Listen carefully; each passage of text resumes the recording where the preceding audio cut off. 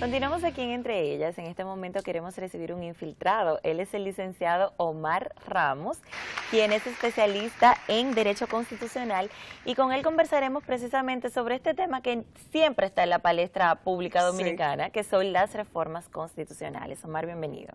Muchas gracias por darme la oportunidad, y conozco que ustedes tienen el dominio necesario y el concepto y el contenido de los principios para dar un programa de alta calidad. Muchas gracias. Gracias. Cuéntenos primero, para las personas que no dominan mucho el tema, ¿qué es una reforma constitucional y quiénes están llamados a realizar esa reforma? La reforma constitucional no es más que la capacidad que tiene la misma ley sustantiva de modificarse y actualizarse de acuerdo a los preceptos constitucionales, políticos, sociales, culturales. Existe el principio de temporalidad. Ninguna reforma constitucional o ninguna ley sustantiva perpetuará durante el tiempo, porque debe de adecuarse a los cambios sociales, políticos, económicos y culturales. Los que tienen iniciativa constitucional está el Poder Ejecutivo, en calidad de Presidente de la República Dominicana, una parte específica del Poder Legislativo. La sociedad dominicana no tiene la facultad de iniciativa constitucional, ni tampoco el Tribunal Constitucional. Así lo establece nuestra ley constitucional.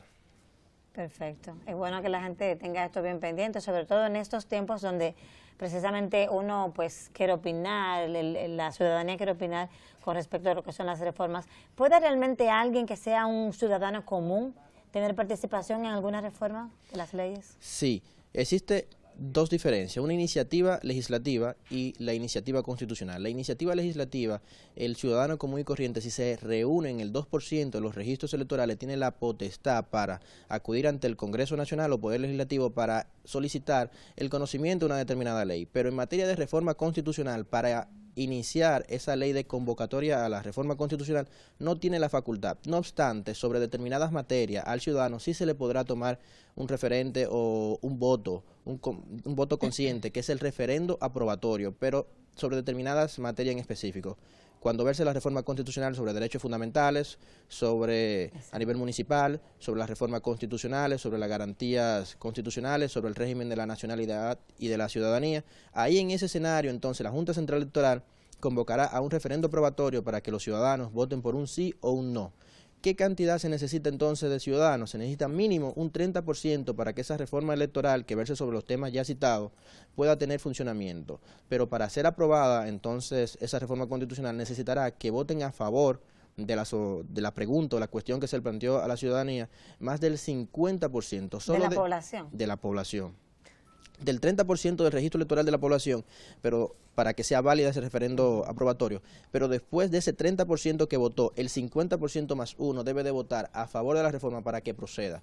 Por lo que sobre esos temas, lo que decida la Asamblea Nacional Revisora, que es el órgano constitucionalmente apoderado para modificar la reforma constitucional, no será legítimo hasta que el pueblo lo certifique sobre determinados puntos ya citados. O sea que sí tenemos libertad también para decidir. Exactamente. Desde que somos república y dentro de nuestra historia aguerrida como tal, se han hecho diferentes modificaciones a la Constitución, o se han cambiado constituciones. Ya en el 1858 teníamos la tercera Constitución. ¿Cómo inciden las reformas constitucionales en la vida de los países, los territorios, los pueblos? Las reformas constitucionales en República Dominicana hemos tenido 39 reformas constitucionales, incluyendo la del 2015. El tema de la reforma constitucional no es negativo para ninguna sociedad, siempre y cuando verse para beneficiar con más derechos, más deberes, más garantía a los ciudadanos. Lo que sucede en la República Dominicana es que las reformas constitucionales se hacen para beneficios partidistas, políticos y personales de intereses políticos. Múltiples. Eso es lo que hace contrario a la Constitución, porque no beneficia a lo que es una debida administración pública, la tutela judicial efectiva, ni a las diferentes garantías que debemos tener como ciudadanos. Si nosotros analizamos cada una de las reformas constitucionales dominicanas, tendremos que especificarlo dependiendo la república que en la historia dominicana existe. Debemos analizar la reforma constitucional desde la Primera República, que inicia en 1844, con la independencia americana, hasta 1861, que fue con la anexión a España. La Segunda República fue cuando concluyó la anexión a España en 1865, hasta la primera ocupación americana en 1916. Después, la Tercera República sería cuando concluyó la primera intervención americana en 1924 hasta 1900 60. Y se han hecho modificaciones en todos estos lapsos de tiempo. ¿Y bajo cuáles criterios? ¿Bajo cuáles criterios? Simple y únicamente se ha intentado que variar el sistema de reelección presidencial. Eso sucedió en el año 2015, cuando se adoptó el modelo americano, que es 2 periodos consecutivos y nunca más, y también que fue el mismo periodo que se reformó en el 2002, pero en el 2010 se adoptó otra modalidad, que sería un periodo sí, un periodo no, el periodo alternativo.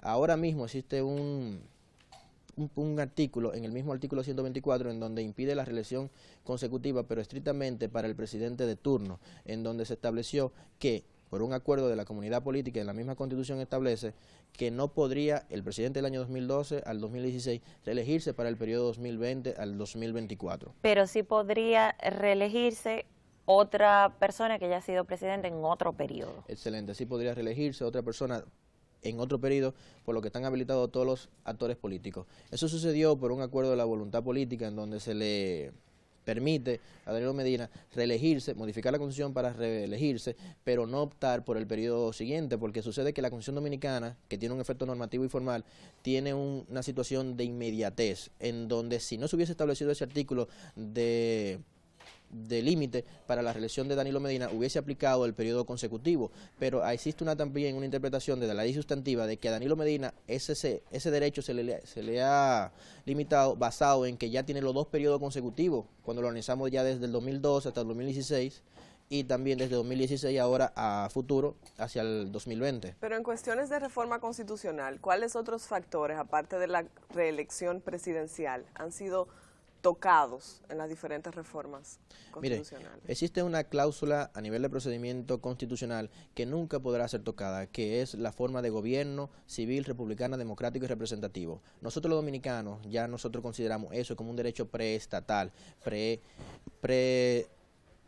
prenatural de toda la sociedad dominicana, igual porque son beneficios que nos ha dado la sociedad dominicana, el sistema democrático, para nosotros desarrollarnos como personas. También está lo que es el Estado Social y Democrático de Derecho, que es un principio en donde se edifica la República Dominicana, que no podrá ser nunca modulado. Inclusive, los derechos fundamentales ya reconocidos de primera y segunda y tercera generación en la República Dominicana, en nuestra Constitución, no podrán ser limitados, porque tienen una interpretación progresiva. Esos son de los elementos que son cláusulas de intangibilidad, en donde nunca una reforma constitucional podrá mermar o disminuirlo, siempre deberá ser a favor de nosotros. Pero, por ejemplo, durante la dictadura de Trujillo se violó esto de nosotros como república, un Estado democrático, esto fue violado. Totalmente, eso fue violar esos derechos fundamentales en la dictadura de Trujillo, y por eso... Y de hecho tenía sanciones incluso internacionales. Exacto. Precisamente por ese tipo de situación que estábamos viviendo.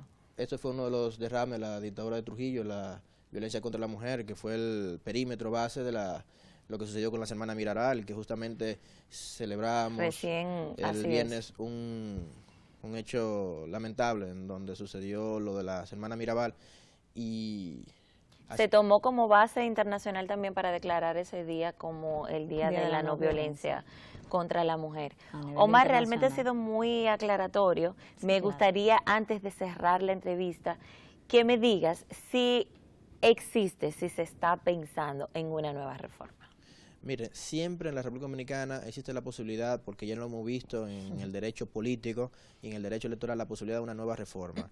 Lo que ahora mismo la República Dominicana necesita no es reformar la Constitución para fines políticos y partidistas, sino aplicar lo que son esos derechos, la garantía fundamental en favor de los ciudadanos dominicanos.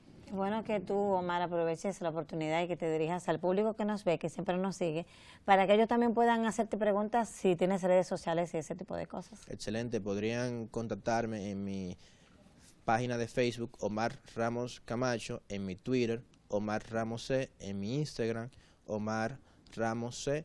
Así que los esperamos. Bueno, todo el que tenga dudas, ¿verdad? Por supuesto, que aproveche. Para nosotros ha sido muy aclaratorio. Muchísimas gracias por habernos acompañado. Gracias a ustedes por la oportunidad. Pues nosotros seguimos entre ellas después de esta pausa.